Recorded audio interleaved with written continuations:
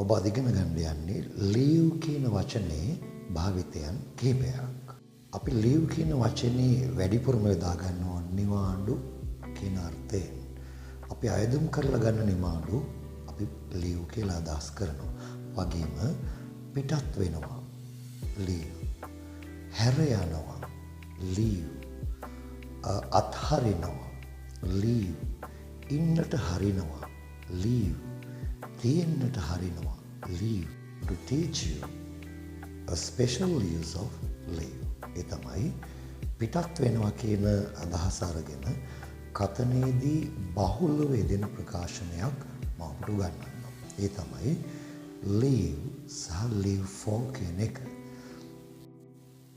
නිවසින් පිටත් වෙනවා leave home.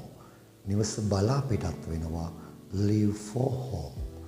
කොළඹින් පිටත් වෙනවා leave Colombo. කොළඹ බලා පිටත් වෙනවා leave for Colombo. leave school. පාසලෙන් පිටත් වෙනවා පාසල හැර යනවා leave for school. පාසල් බලා පිටත් වෙනවා. leave office.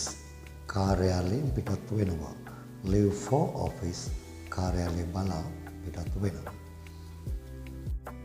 When you speak in English, try to use these expressions in your conversation.